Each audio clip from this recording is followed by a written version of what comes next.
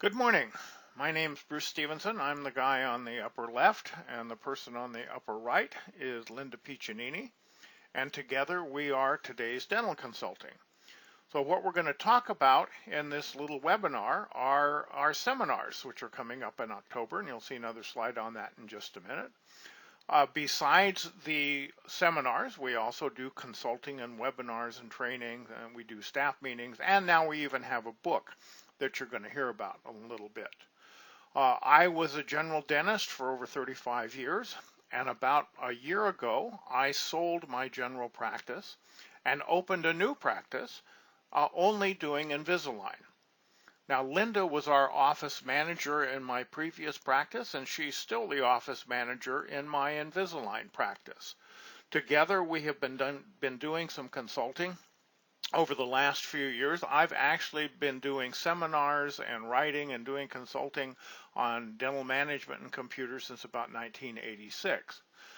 But since I officially retired from general practice a year ago, we've done much more consulting. And this is kind of fun, working with dentists and dental staffs and seeing how different people do different things. Anyway, the seminar today, the webinar today, is going to talk about our upcoming seminars. And we want to encourage you, obviously, to come to those seminars. Here is our coming attractions slide to entice you to come to the seminars that we have in October. They generally are very well received. They're short. They're only 5 hours long. They're inexpensive. We would invite you to bring your staff to the first two seminars, although that third one in Sacramento on October 26th, we're reserving more for just doctors and perhaps some office managers. So what we're going to talk about in our little webinar today are the 12 best practices for modern practice management. Now, we talk about these extensively in the seminar, but we also talk about a great deal of other stuff. It's not just these 12 points. But these, like I say, are sort of a teaser to entice you to come to the seminar. I mentioned before that we now have a book on dental practice management, and for the first time in the seminars, we are going to give each office a copy of this book. So the book is over 100 pages long and has a lot of material in it that is not covered in the seminar. The seminars just aren't long enough, and just like in the webinar, we talk about a lot less material than we do in the seminar. The book is quite all-inclusive, and as I say, it's included in the tuition for each office for the seminar. One thing I want to mention is we don't have any conflicts of interest. We don't take money from anybody other than the dentists with whom we work. We have no commercial ties. We have no paid endorsements. Now, this does not mean that we don't recommend products or services, because we do. But when we recommend them, it's because we think they work very well, not because somebody's given us money. The purpose of the seminars is to do kind of a do-it-yourself practice remodel, and we want to give you all the tools and all the information that you need to do the remodel of your practice management yourself. Now, just like with a home remodel, you may choose to have a contractor do the electrical or help you with the bathtub or whatever, or you may choose to have a contractor do the whole thing. And today's dental consulting would be more than happy to do the whole thing, to do just the bathtub, or again, the purpose of the seminar is to give you all the information and all the tools so you can do all this stuff yourself. These are the things we're going to go through quickly in the webinar today, and we refer to these as the best practices of modern dental practice management, because what we find is the more successful dental offices that we see do more or sometimes all of these particular things.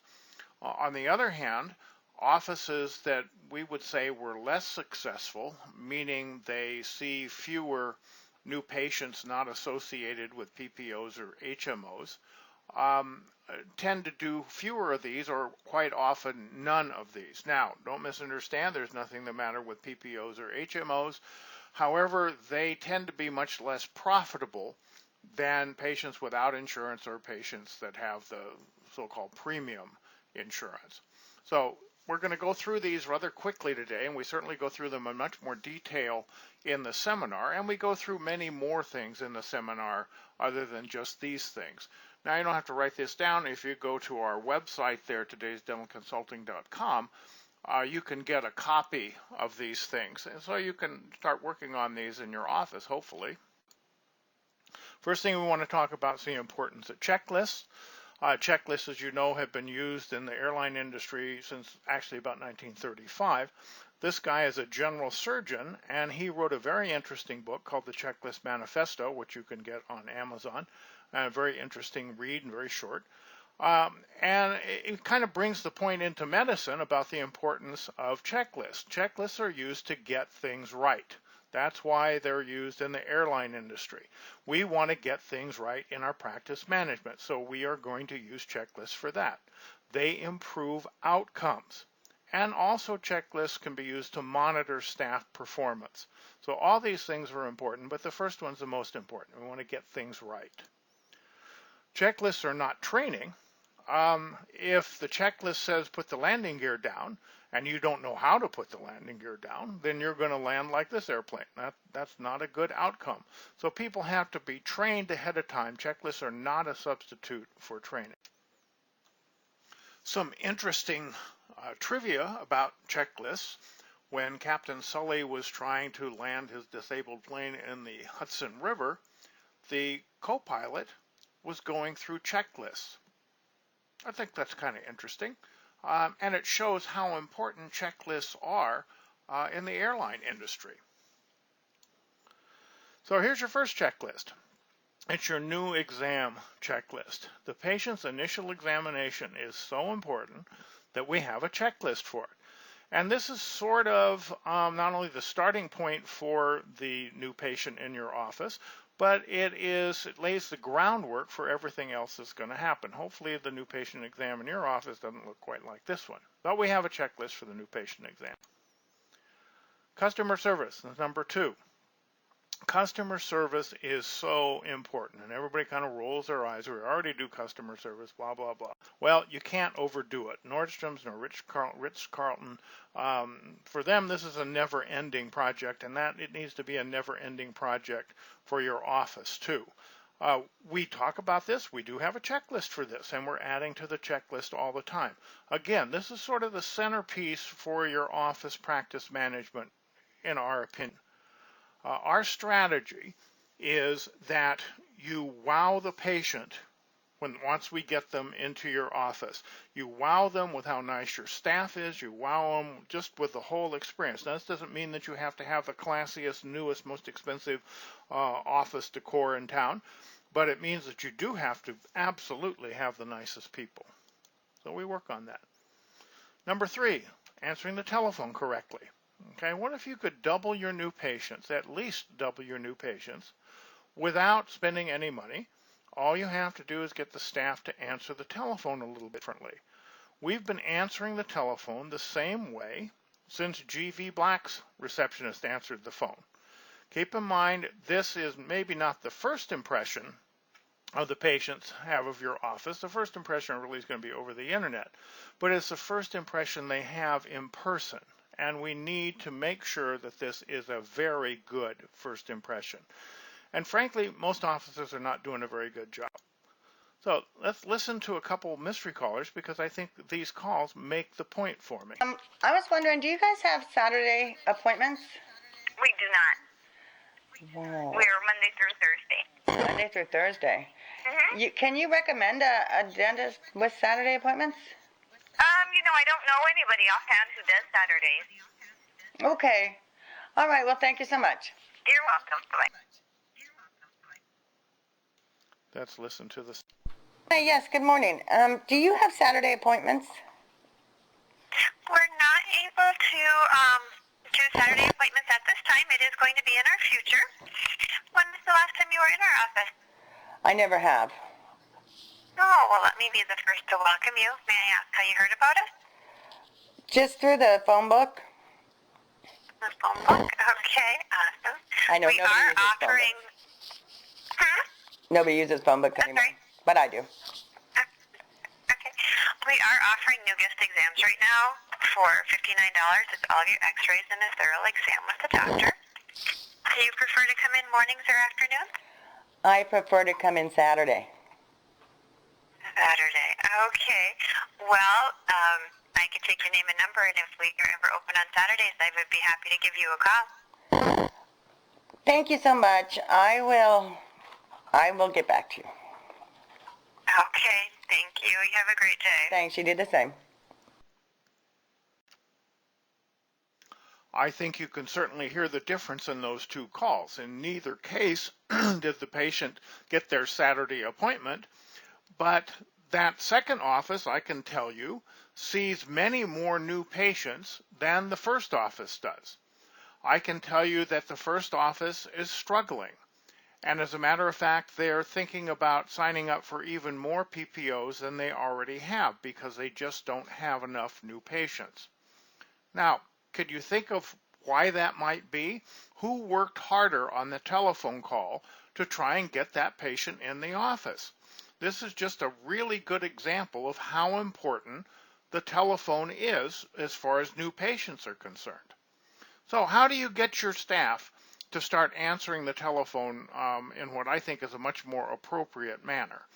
Well, it's pretty straightforward. You use training and checklists, and we talk about this extensively in the seminar. Let's talk about number 4, welcome letters.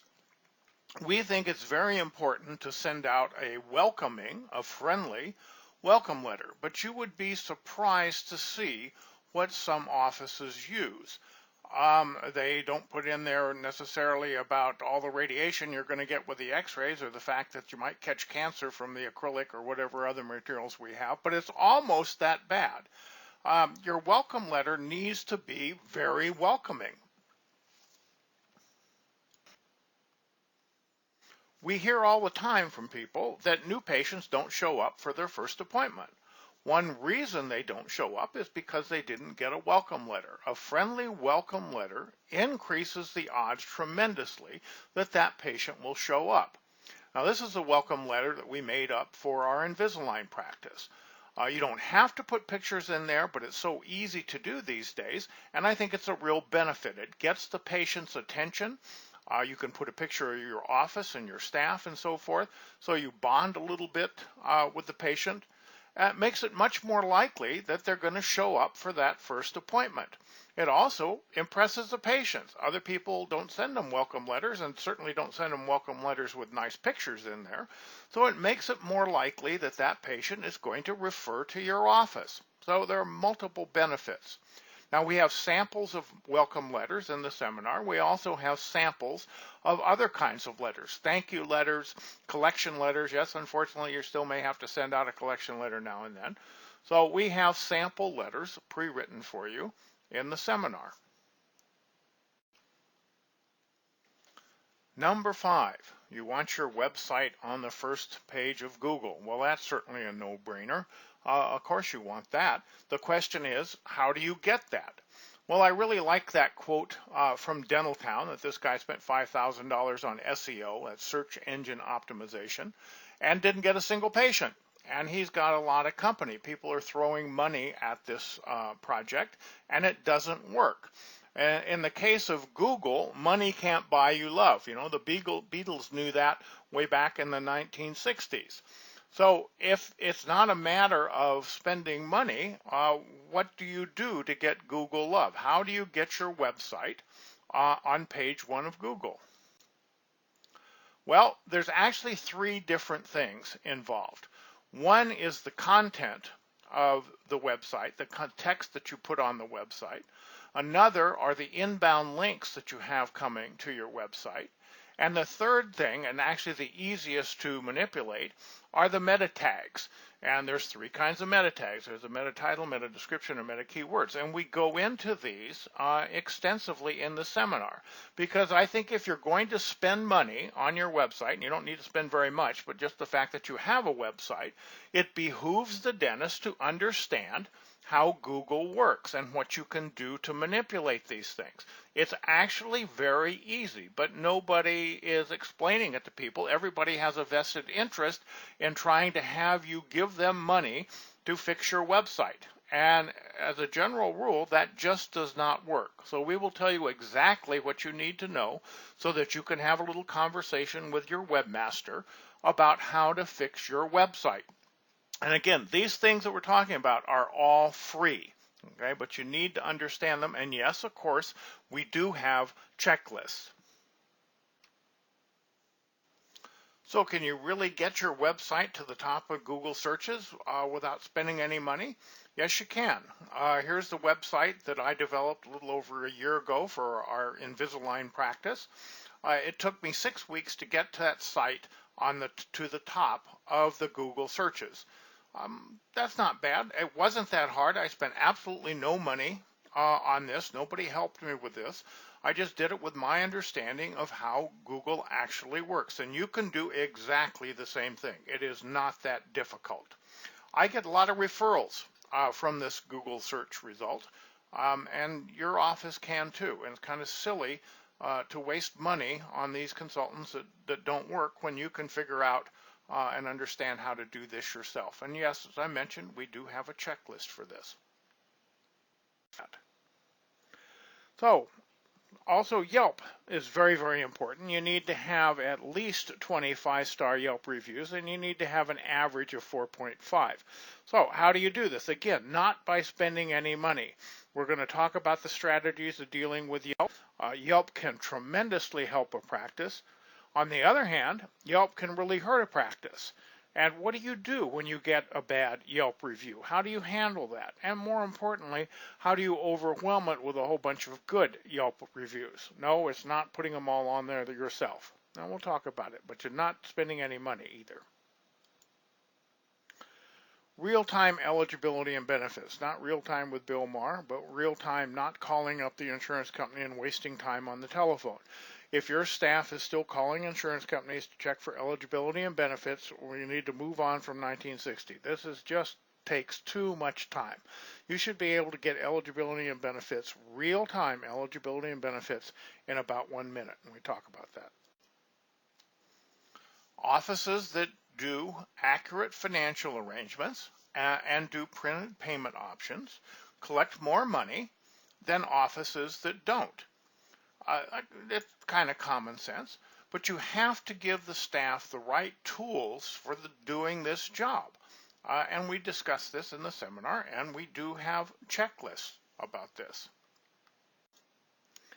Posting treatment plans and actually posting from the operatory is a very good idea. Some people don't want to do this. They think it's better done from the front desk. Well, there are some reasons to post from the front desk. If you have trouble sleeping at night because you have so much money stashed under your mattress, that's a good reason to keep posting from the front desk. I can tell you that offices that post from the front desk as opposed to offices that post from the back lose 10 to 15% of their production, and this has been known for at least 20 years. So we'll talk a little bit more about that in the seminar. Most offices are doing electronic claims, but I would say that we can show pretty much all the offices that come to the seminar things that they did not know about electronic claims submission. One of the things is, there's a big difference in the various services that provide electronic claims submission. Some of them are much less expensive, and some of them have much better tracking. And we can kind of tell you what our picks are. This is a biggie. I get so much blowback from the staff on this. But offices who do not confirm appointments by telephone have fewer failed and canceled appointments than offices that do. I know that's hard to believe, but it's actually true. Now, you unfortunately can't just stop confirming appointments and expect to have a good outcome. You need to do it properly, and of course we have a checklist for that too. Oh, another biggie. I've been talking about computers since 1986, and I can tell you this is the hardest obstacle that we've ever had to overcome, and that is dragging that chart away from that dentist, that paper chart. And we'll go into this. It doesn't have to be hard, and it certainly doesn't have to be expensive. There's a lot of misconceptions about this, but it is a really important thing to make the practice more efficient. And so we spend a little bit of time in the seminar talking about this.